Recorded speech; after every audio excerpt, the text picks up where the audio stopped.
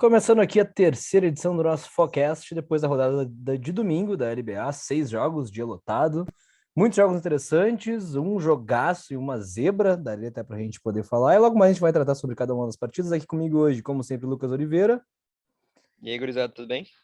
e hoje o convidado do Poa Bolcheviques, Pietro Braga, Pipo Braga.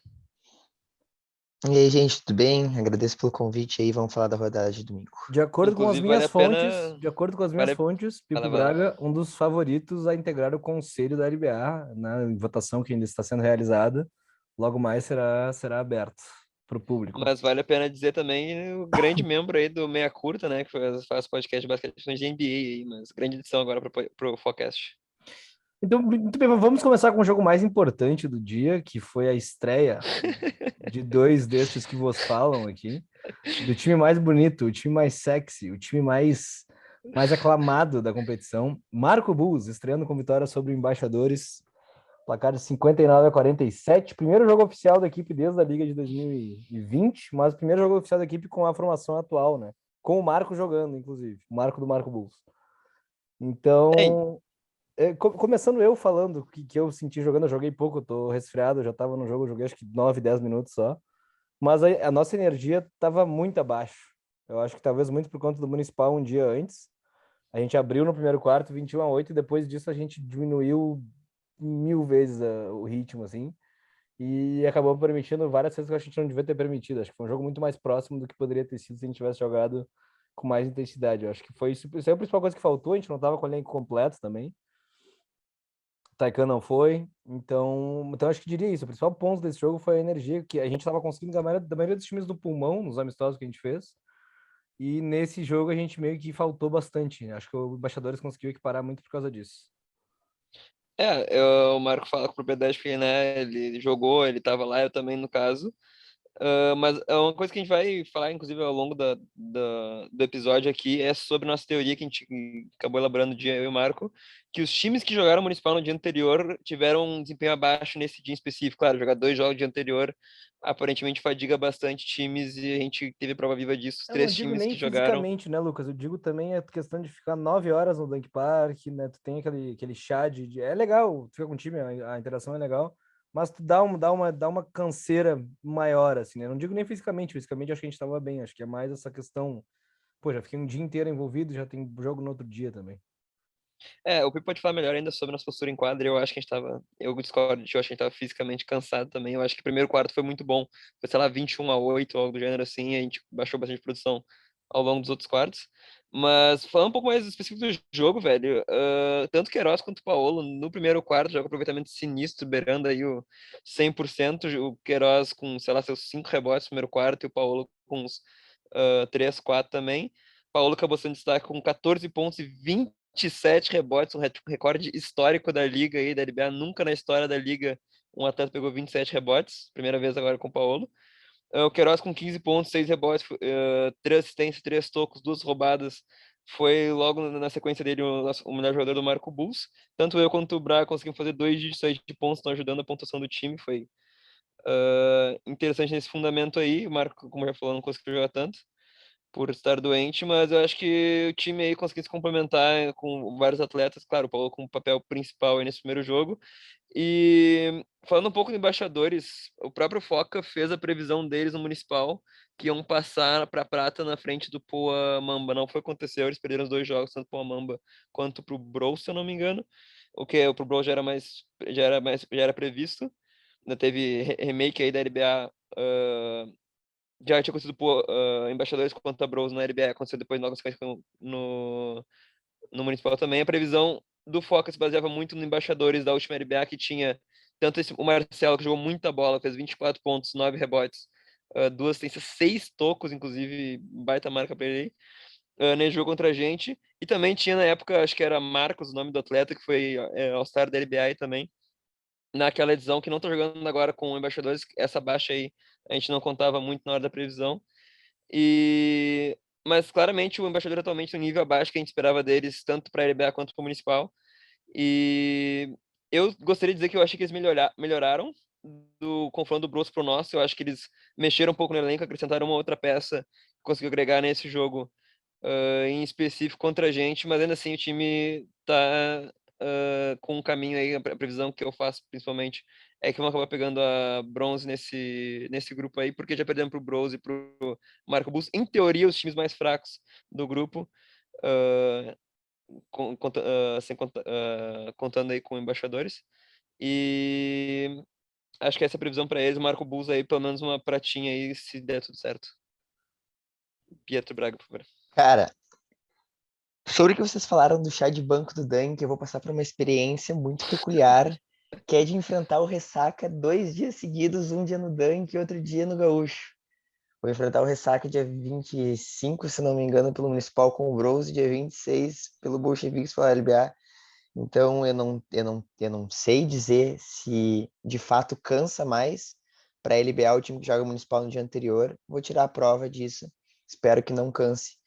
Mas, bom, indo para o confronto Marco Bulls e Embaixadores, eu acho que eu assino embaixo muito do que vocês falaram, muito do que tu falou, Lucas. O Marco Bulls mostrou um time bem coletivo, eu até fiquei surpreso, porque naturalmente, conhecendo a gurizada de lá, eu espero muito do Paulo pontuando, eu espero muito do Braga, mas tu apareceu muito bem, tu organizou bem o time quando estava em quadra, até destaco o momento do terceiro quarto, onde tu foi um pouquinho de Derek White nessa run dos playoffs do Celtics, onde o Celtics começa a sangrar e ele é o cara que estanca isso e traz o time de novo para a partida. Foi o que tu fez, tu converteu 4 pontos rápidos, começou a distribuir bem o jogo e trouxe o Marco Bulls de volta para a partida. Mas, seguinte, para um time que está treinando bastante, que aspira a uma boa colocação na B, eu acho que esse foi um alerta vermelho, mesmo que tenha sido a estreia, onde tu traz muito nervosismo contigo, cara, é um sinal vermelho tu deixar o embaixadores que vem apanhando de outros times trazer a diferença para tão pouco no placar no terceiro quarto, sabe? Até porque a gente sabe que o jogo dele se baseia em apenas um jogador que é o Marcelo. Inclusive, quero falar que hoje estava dando minha corrida matutina e vi o Marcelo arremessando numa das quadras aí de Porto Alegre. Então ele tem muita fome de bola, treina sozinho, por isso que isso reflete na maneira que ele joga, sempre pontuando muito bem. Mas assim, cara, eu acho que isso é um sinal de alerta para o Marco Bulls ajeitar certas coisinhas defensivas e ajeitar principalmente a intensidade do time. O time começou muito bem o jogo, como tu disse, não lembro ao certo quanto foi o primeiro quarto, 21-7, 21 a 8, eu 23-7, acho. 21-8, e aí do nada o time simplesmente parece que baixa o nível conforme o jogo, a vantagem, a margem aumenta. Cara, isso é um problema que a gente vê muitos times amadores enfrentando, passando por, que é aquela máxima de o teu nível se adapta ao adversário. A gente vê time bom nunca passar por isso, né? O Ressaca não passa por isso, o Kevin Spurs não passa por isso, o Panthers não passa por isso. Independente do time que eles estão enfrentando, o nível continua o mesmo, a intensidade continua o mesmo. O Marco Bulls começou o jogo muito bem, é um time que vem fazendo bons amistosos, mas parece que algo ali disse para eles que eles não precisavam se impor tanto, que o jogo estava vencido, e aí eles arriscaram um pouco o placar. Por sorte, tem armas boas, como tu, como o Queiroz, como o Paulo, que foi um monstro, com 27 rebotes, né? E o próprio Braga, que jogou muito bem, que vem jogando muito bem. Mas, cara, sinal de alerta aí para isso. E para Embaixadores, só queria que talvez eles se organizassem um pouquinho mais para jogar para o Marcelo, né? A gente vê o Embaixadores às vezes trabalhando bem o ataque, que foi o momento que eles se aproximaram do Marco Bulls no jogo, e a gente vê posses onde eles queimam o ataque em 4, 5 segundos. Sim, só comentando antes de trocar de confronto, eu acho que o Pipo tocou bem em vários assuntos. Acho que só faltou só o comentário que eu achei. O aproveitamento do Marco Bus foi bem baixo depois do primeiro quarto. Não, o Perfeito. Pipo não tocou nesse ponto específico, mas eu queria tocar. Então, a gente tá, o nosso diagnóstico foi essa questão do ritmo realmente de estar abaixo por causa do Municipal a certos aspectos, mas claro, é um sinal vermelho questão defensiva, questão de aproveitamento ofensivo nosso, eu fiz a estatística nossa completa com aproveitamento, foi muito abaixo, foi beirando, não lembro quanto que foi de 3 pontos, foi 20% ou menos, algo do gênero assim. E são coisas assim que a gente sabe que a gente tem que melhorar e com certeza se quer brigar na prata, não vai ser o suficiente esse aproveitamento. Cara, rapidinho, só para complementar o teu ponto, se eu fosse dar um conselho, e aí vocês perguntam, que posição eu tô para dar conselho, né? Mas eu acho que eu sou uma pessoa querida pelo time do Marco Bus. Parece que eles têm muito a provar para si mesmo ou para os outros, sendo que esses times aí de meio de tabela, e eu até digo o Pô Bolcheviks, que é o meu time, como um time de meio de tabela, evoluindo no seu primeiro torneio, assim como o Marco Bulls, eu acho que tu tem que te pôr no lugar de azarão e no lugar de quem pode surpreender, sabe? Eu vi muitos jogadores do Marco Bulls psicologicamente se cobrando demais e deixando de fazer coisas simples que eu já vi eles fazendo em outras oportunidades, sabe? Eu acho que esses times de Série B, e eu vejo o Marco Bulls como um dos favoritos para série Prata, assim, assumir a posição de azarão e a partir daí atacar os outros 3 times melhores da chave, sabe? Fica mais tranquilo, tu não precisa provar nada para ninguém, pelo menos nessa primeira edição, e joga confortável. Muito bem, e passando, assino embaixo em tudo que vocês apontaram, acho que o time tem alguns reforços para vir, eu espero estar com saúde, no momento eu não tô para poder jogar, o Taikan deve jogar se ele não tiver Tem esse fator, né? passeando por Nárnia. Tu acrescenta uns 14 pontos por jogo.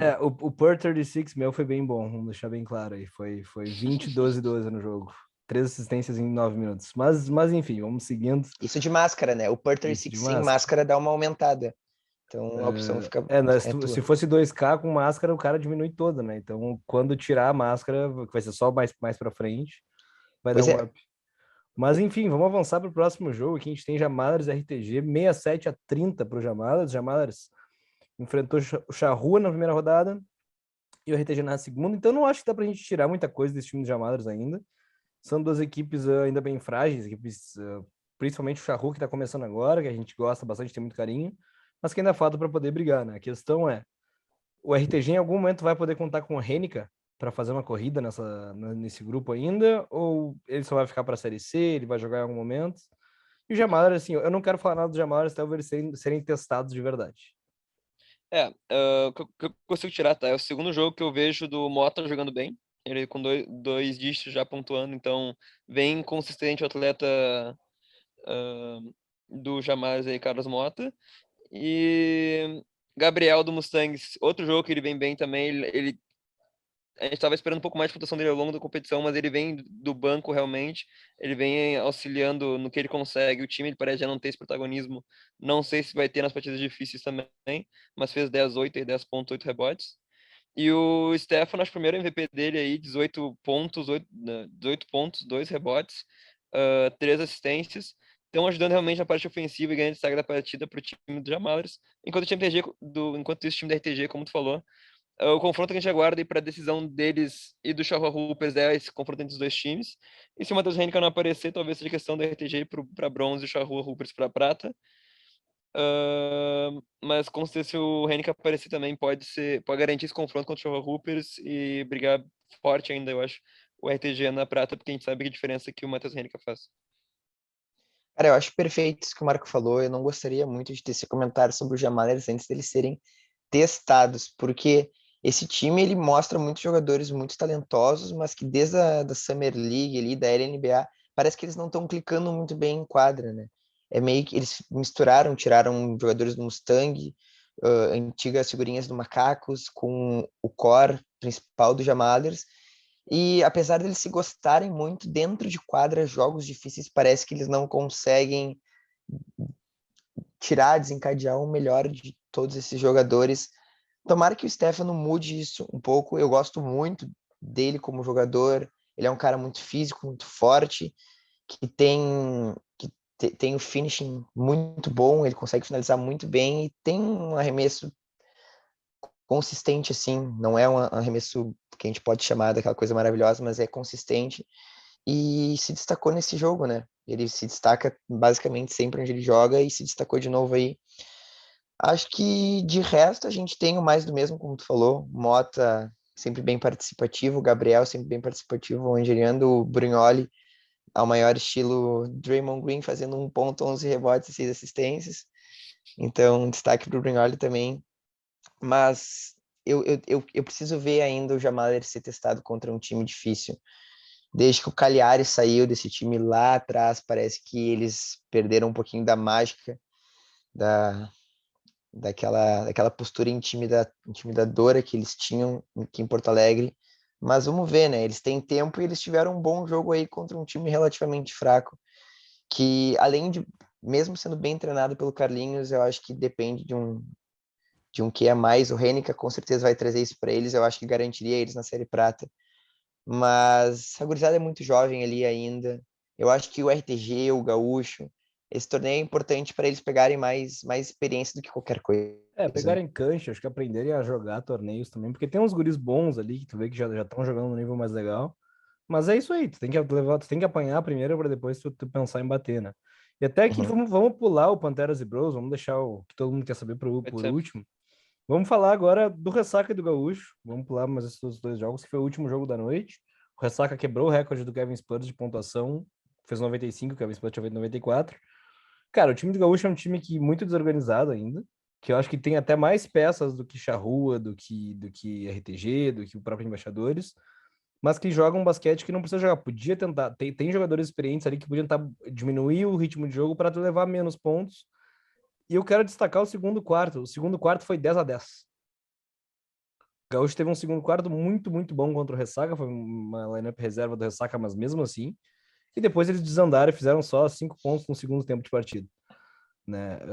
Eu acho que o Gaúcho é um time desses times que a gente está cogitando para a Série C que podia estar entregando um pouco mais. Pegou duas pedreiras de cara, Kevin Spurs e Ressaca. Eu acho que pode entregar mais contra Bolcheviques e Poa Bryant, principalmente. Quanto ao Ressaca, eu também não vou me. Acho que eles muito melhores eles hoje do que contra o Poa Bryant nesse último jogo. Mas também a diferença foi muito grande. Não tem como a gente falar muita coisa do nível que o Ressaca está mostrando agora, quando algumas outras equipes já enfrentaram adversários um pouquinho mais fortes. Eu acho que dos principais narrativos desse jogo tu já falou, que é primeiro a quebra do recorde do Ressaca aí, do recorde que o Kevin Spurs tinha feito contra o Gaúcho. Primeiro que ficou, pelo menos para mim vendo, ficou evidente que o objetivo do Ressaca era esse. Chegou no último quarto com uma diferença ali ok de pontos, e eles também com a diferença próxima do recorde ali, eles marcaram pressão quadra toda, o que não fizeram o jogo inteiro, se eu não me engano. Conseguiram várias postas, conseguiram pontuar, bater 95 e parecia que esse era realmente o objetivo. Outra narrativa é realmente, como tu falou, jogaram bem melhor contra o Poa Bryant. E eu acho também, a gente mencionou isso no último episódio, não sei se eles ouviram e levaram esse pessoal, porque pareciam muito mais organizados. O quinteto inicial deles ali, com os gêmeos, o Renan e o Lucas, o Henrique, o Thiago John e o Biju, realmente parece que a gente conhece jogando. Eu não sei se 100% ainda, mas assim, ó, vendo parece outro time. O Henrique também, acho que tá sendo narrativo para esse confronto que é o interessante, é o Henrique que não jogou na Summer League com o Ressaca, agora jogando, fazendo 26 pontos, 4 rebotes, 4 assistências, 7 roubos. É o que a gente fala, né? Se eu tenho algum MVP que vai ser desse time do Ressaca, é provavelmente o Henrique, por ter essa questão, ser mais agressivo, ser mais ofensivo, ter isso no jogo dele já. É bacana ver ele jogando muita bola agora também. Acho que chegou próximo, acho que bateu o recorde de pontuação individual de um atleta nessa edição da LBA. E fiquei para confirmar, a gente foi para confirmar mais adiante. O Thiago John jogou muita bola, Confirmando, 16. foi recorde sim. E só um adendo do Henrique, ele é o único jogador além do Marco que joga de máscara na competição. É importante pontuar isso, né? Imagina o O estrago que o homem faria sem. Thiago John, 16 pontos, 7 assistências, 7 roubadas, jogou muita bola, ainda mais servindo os companheiros. Biju jogou bem também, várias assistências. Ahn, Bruno Tomás vindo do banco, 15-9, 15 pontos, 9 rebotes para ele. Então, tipo, o time inteiro do Restart jogou muito organizado, muito bem. E alguns atletas aí que a gente não costuma ver tanto aparecendo bem. O time do Gaúcho, como tu falou, parece que tem as peças, falta se organizar. A gente espera mais deles ao longo da competição. Aí, o que a gente criticou no primeiro episódio, inclusive, foi do Carlos, foi do Maurício, tá toda hora criticando a arbitragem, toda hora se envolvendo com isso. Melhoraram bastante já para esse jogo, tem ainda um pouco desses elementos, mas estão focados mais realmente em atuar na partida e tiraram um pouco de resultado disso nesse jogo. O Maurício é um cara que podia estar fazendo os seus 12, 14 pontos por jogo. Tenho plena consciência disso, porque ele tem um bom 1 contra 1.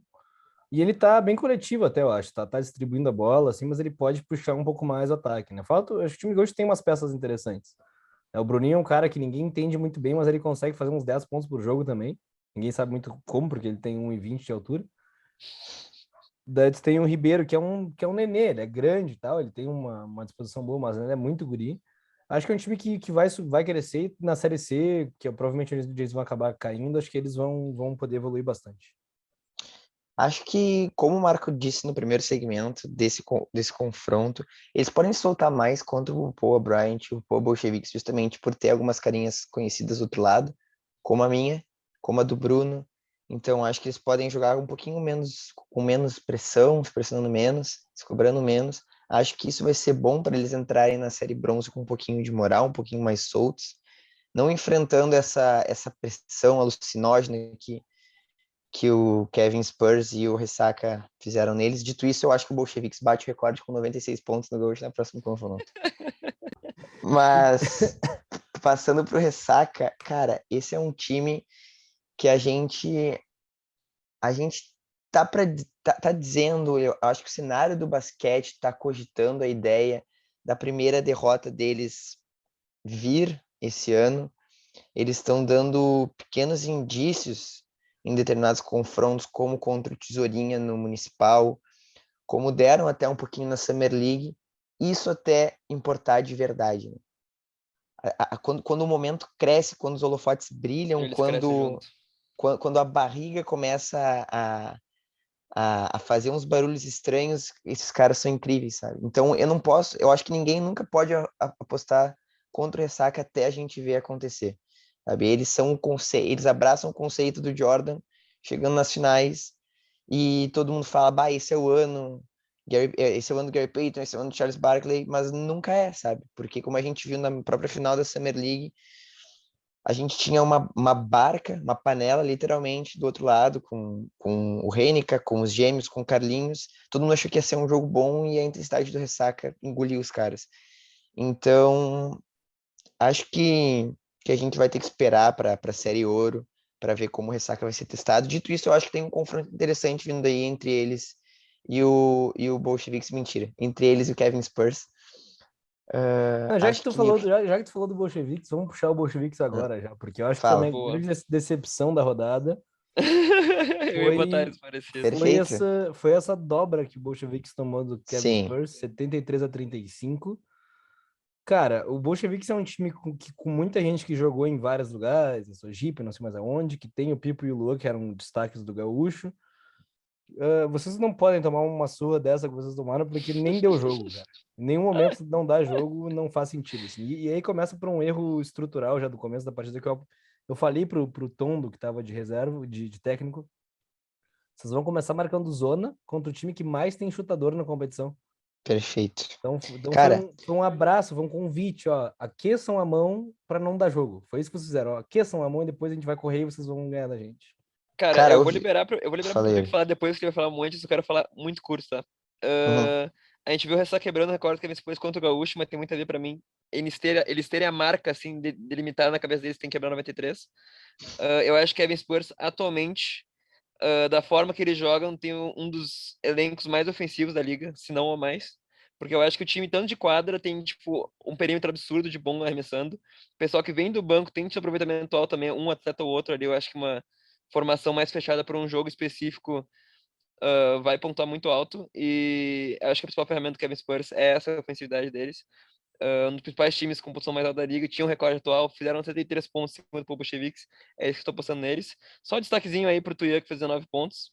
E o Carlos jogou muita bola, jogando como 5 nesse time, sendo grande, e ainda assim metendo bola de 3 pontos, que é surreal, meteu 2 bolas.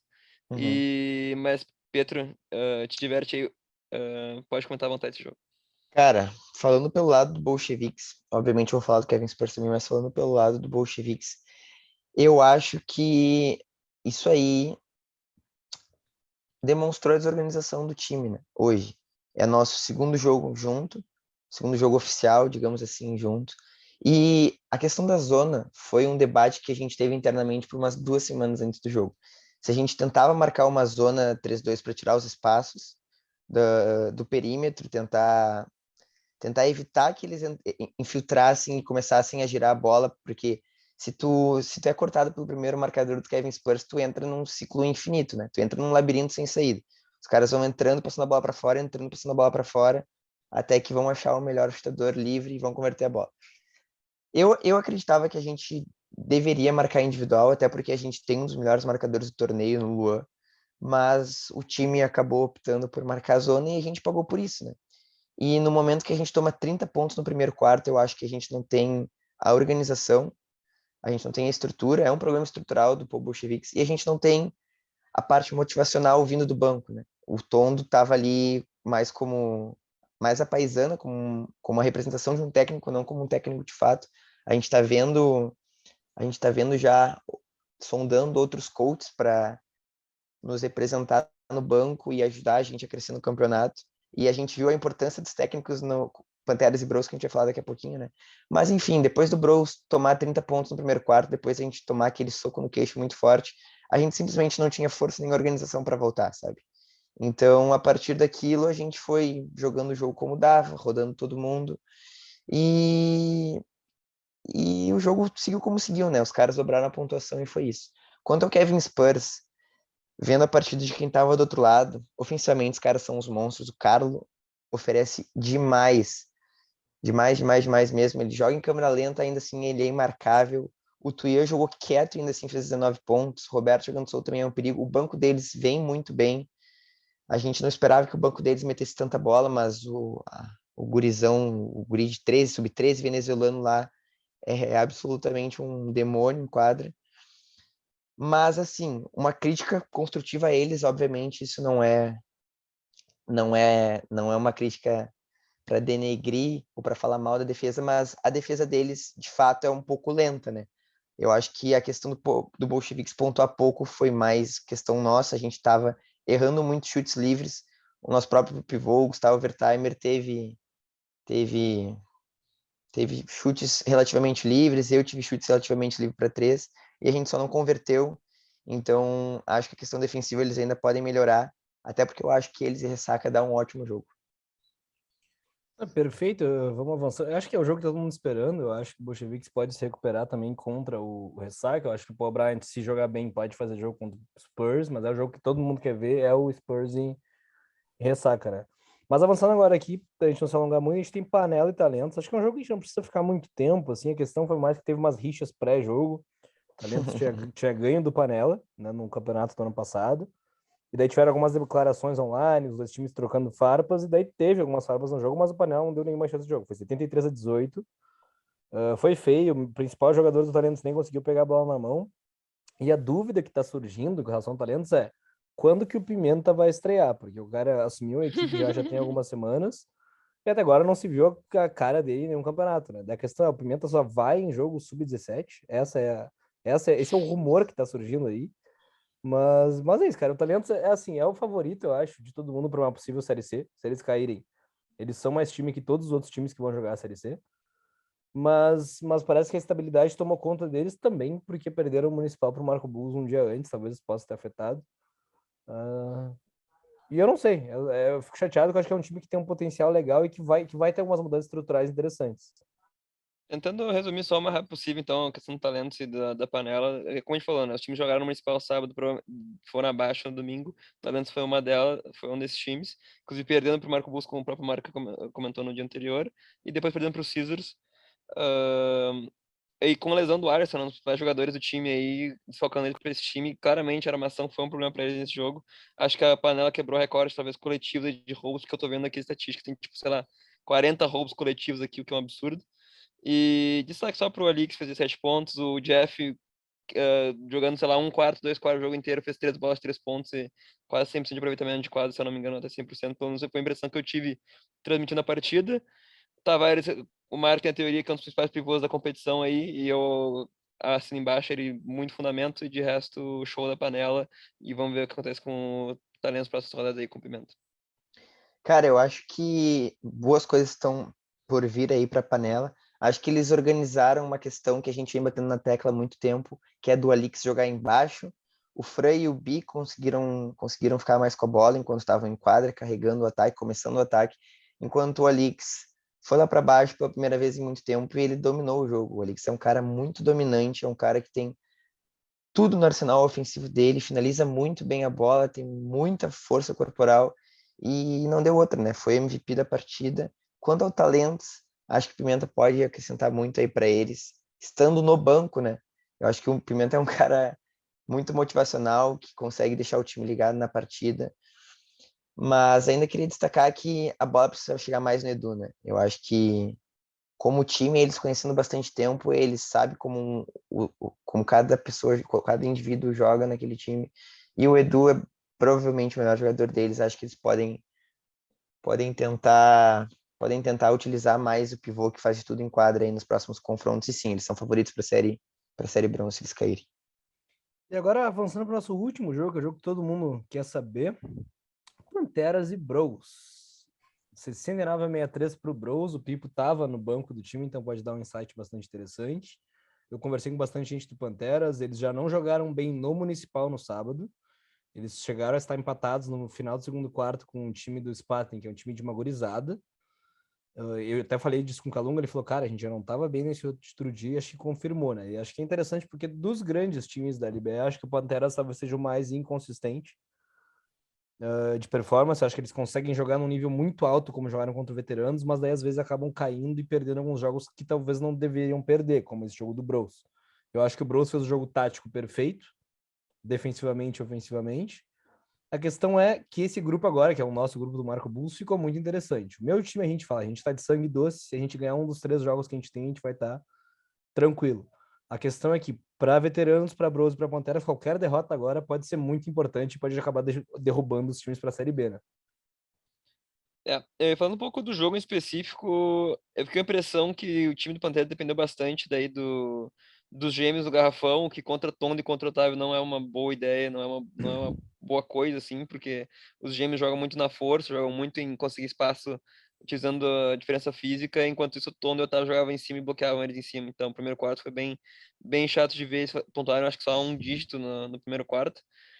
Enquanto eles dependeram bastante ofensivamente daí também do Carlinhos e do Calum no perímetro.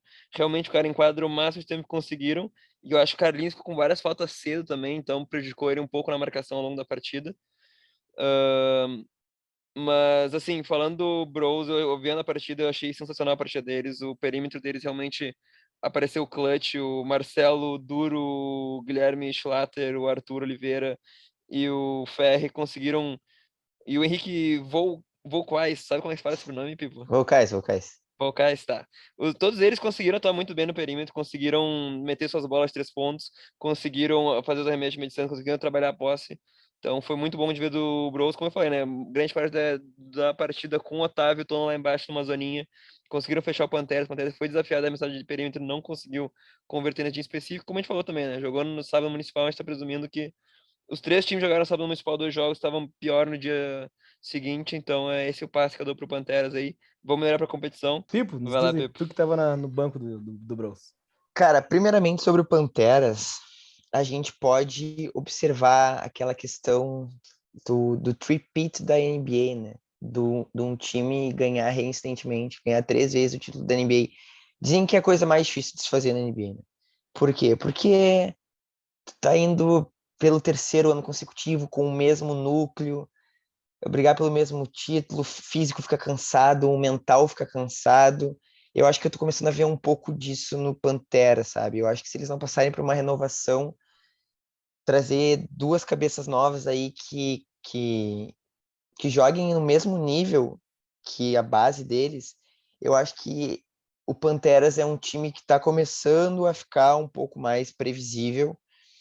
Eu acho que, falando em talento, eles são top 2 aqui de Porto Alegre, isso é inegável, mas o estilo de jogo deles tá um pouco previsível, é um pouco previsível, e foi nisso que a gente buscou trabalhar em cima. O Bros, ele treinou um dia antes, né? A gente se juntou para treinar um Primeiro dia treino do antes. ano.